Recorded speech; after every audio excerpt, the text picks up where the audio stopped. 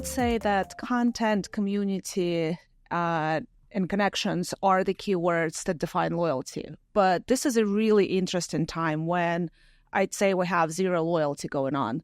You know, even consumers who would be loyal to some brands forever would be right now pressed for finding a cheaper option or more convenient option or more sustainable option. And the world has a lot of things to offer. You can go off and buy a really nice indie brand for your makeup. You can really find options for your commodity goods, better priced. And what we're seeing is that the consumers do walk away from brands that they were forever in love with. So it's a very challenging time for our customers, for the retailers, for CPGs. And there's a lot we can talk about, like who is doing better than others by innovating, by implementing new strategies. And I'm sure everybody else will have to pick up. What do you think? Absolutely. Case in point, in the beauty category, we see indie brands outpacing the growth rate of the total beauty and personal care market.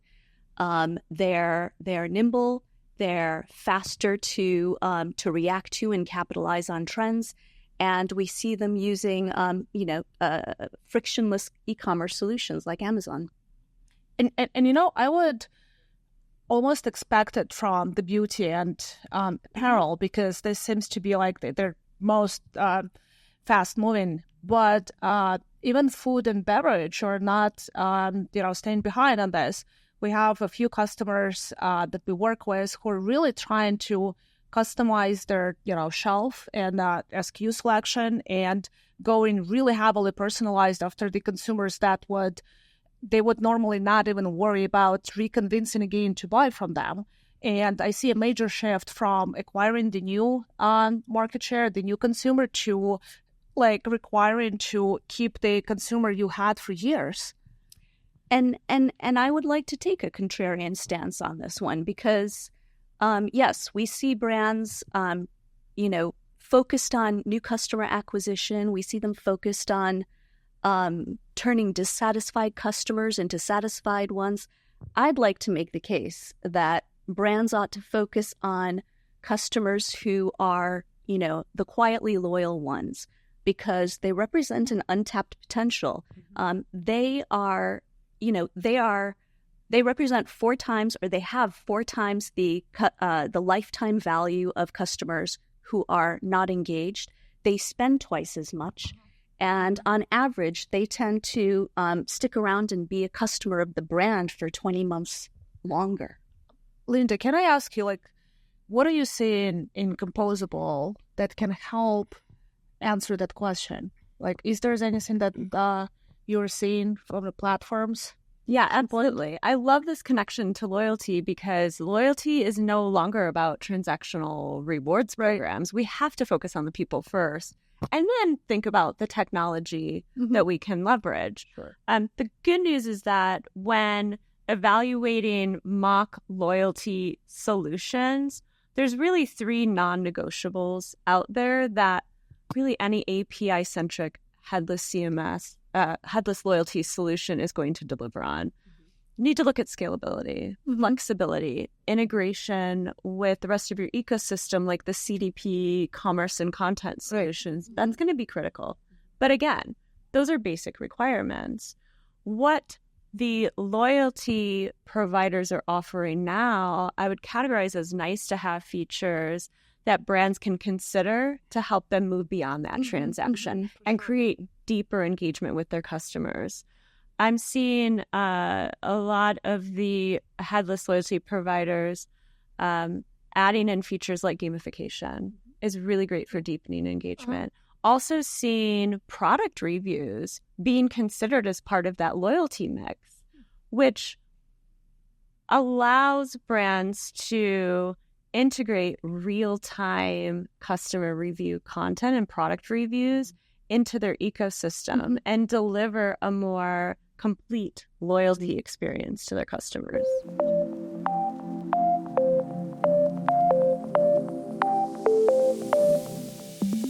Yeah, I think humans are the most unpredictable creatures out there, right? And consumers are changing their patterns and behavior so quickly in the past several years because of the economical, political, the multitude of their personal context as well. So I think the job of understanding your customer never stops.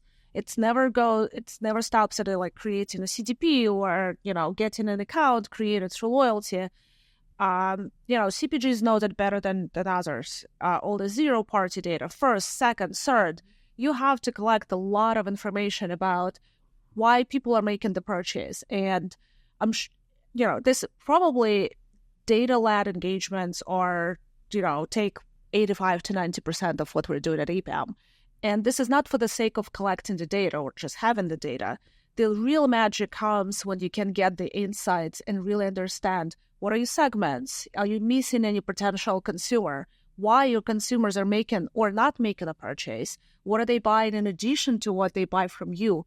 Like how they can complement each other. And it's never a very easy, predictable, pattern. And only through unlocking that insights, you can really figure out where is this emotional trigger that makes someone click purchase. For sure. And exactly, data and segmentation are the things that get those of us who work in experience design super excited. As you said, it's about hitting on the customer's emotional impulses contributing to their purchase behaviors. And when you look at brands who do this well, the ones that really shine are the ones who know their audiences, know how to convert data on their audiences into insights that they then use to engage more meaningfully with their audiences. So take case in point is Nike. Nike is one of those brands that they when an athlete succeeds, they celebrate that athlete. They showcase them and support them. They tell these amazing, really profound and nuanced stories about athletes and, their achievements. And they do so. In doing so, their customers associate with the brand on a fundamentally different level than merely a transaction. They're creating this mutual community of people who appreciate and deeply respect the talents of these athletes, and they build this kind of crescendo of sentiment around sports and wanting more young people to have access to sports. You make me feel bad that I'm wearing Adidas right now. But it's like a continuous connection, right? Absolutely. And Nike is a standout in that area. Okay. And yeah, Linda, I was just going to say, they're a great brand, right? And they have such a strong community following, and they didn't get there by accident. Yeah. Brands like Nike are smart about using data. They understand how to segment their data. They understand their audiences, the demographics, and they pull all of this information together to deliver really rich content experiences at the right moment in time. And the challenge that a lot of companies have had is it takes years of evolution and retrofitting on monolithic platforms in order to enable those experiences. The good news is that when employing a MACH strategy, you can start small. So moving to MACH, just pick a place to start. It could be a PIM, a DAM, a CMS. If we use content as an example here, because data is really informing how we use our content and how we distribute it, a headless CMS is going to enable brands to deliver a consistent brand voice, a consistent brand identity across channels. We were talking offline a little earlier about, what your experience shopping on Instagram versus going directly to a website, right? They can enable that consistent brand voice and messaging and imagery across channels, across markets, globally, more effectively and efficiently. So with MACH, you can just pick your starting point, right? Start small and then grow from there in order to get to the place where the Nikes of the world are.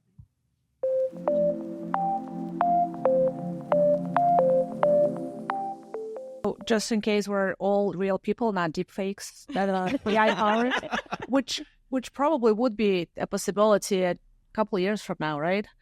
But everybody's excited about AI, and during the keynote today, we talked about, like, we heard about people talking about it. If it's a hype, under hype, over hype, I actually think it's just right hype, because there's a lot of concern, obviously, from creators, from content creators. Are they going to be replaced, endangered? What's going to happen with the jobs that they're having? And I look at the opportunity, and if you imagine how much, and you do imagine how much effort it takes to create and curate the content across all of your channels, and it has to be almost receiving real-time data and managing all this trade promotion campaigns and personalized outreach and whatever else, and it has to be like pumped out in the multiple channels where your consumers are, and it's really hard. And this is why we're seeing some of those choppy engagements across the board, because it just like a very difficult orchestration. But this is where I think AI can really move the needle for some of those brands, because some of that content can definitely be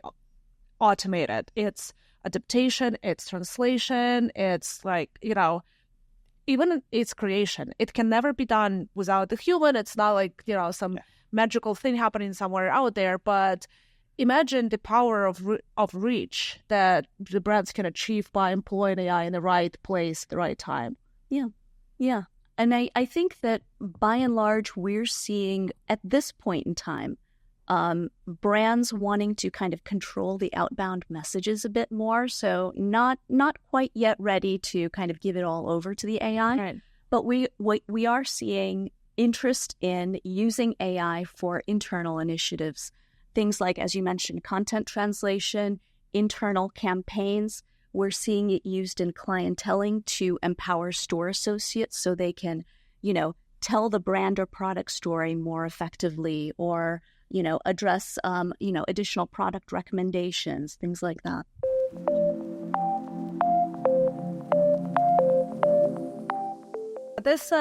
This is an exciting one, and I think it will change the retailers' category, because virtual try-on is a very powerful tool, and it's not where it needs to be yet. And I think all of us tried that with makeup, which is, I think it's where it needs to be. But with apparel, it's more complicated. Size for jeans are not the same on different women, and they wouldn't look the same, they wouldn't feel the same.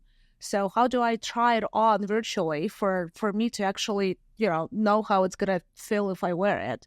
So AI offers this amazing opportunity of like retrofitting back to different size models.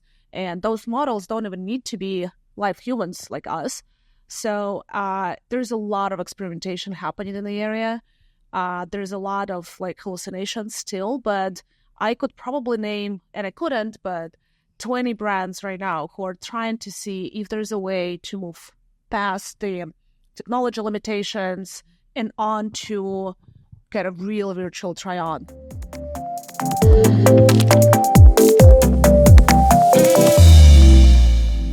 Well, if I'm thinking about AI and in context of composable technology solutions, I'm thinking about some of the proof points, Preeti, that you made earlier around efficiency. So for content creators, it's not about taking over the job of a copywriter or designer. It's about leveraging AI to be more efficient in your day-to-day. Our composable partners within commerce and content have AI built into their core products, and that allows content creators to just be more efficient for content generation, image generation, even for things like the content modeling. So it does deliver internal efficiencies. But through that internal efficiency, you're also delivering the external efficiency by enabling faster content distribution across channels and markets. So in that one case, you're actually delivering efficiency both internally and externally. I read recently that 73% of marketers within B2B and B2C already have generative AI built into their content framework. So I would only imagine that number is going to go up in the next 12 months as we progress from a technology perspective in the foundational core components that we're using, but then also in experimentation, like you were saying. Ethically though, right? Let's not forget about the ethical AI and responsible AI frameworks, because the power is truly can be unleashed, but if not used with precision, if not used with all the kind of within the boundaries, it can be somewhat destructive, because AI is smart, especially in the smart hands. So you cannot just go after your customers with personalization that's overly scary. You have to stop at some point, right? So there's a lot of happening right now, a lot of conversations that you later part of about how can we make sure that we actually help the brands, we help the retailers, but we don't forget the consumer. The consumer is not a money-making machine that needs just to part with their dollars, but we have to respect the privacy. We have to respect the identity of that consumer. So really important not to forget about the buyers. Yeah. I know personally, I wouldn't mind giving up a little bit of privacy in return for making the search and discovery process maybe a little faster. Like, I have a very short time limit for where I want to shop. So, being able to find the product or the service that I'm looking for much more quickly is important to me. And at the same time, I'm a little frugal, so I love to get the discount. So it's like, if you find me what I'm looking for, maybe throw in look at the operational data around how products are trending and selling and give me a little discount to kind of boost it. AI can turn me into a buyer that way. That's one way to win me over. Well, this has been an amazing conversation. Any last comments before we wrap up today? I like to be in the company of these awesome women. Thank you, ladies, for doing this podcast. Very awesome powerhouse of women in MACH from EPAM, folks. So we're out of time here today. This has been a fantastic session. So thank you to Irina, Preeti, and Linda. I want all of our folks listening in on the podcast to keep their eye on the EPAM MACH channel at epam.com/MACH. And look for more exciting and informative podcasts in the near future. So thank you all for listening. Thanks for having us.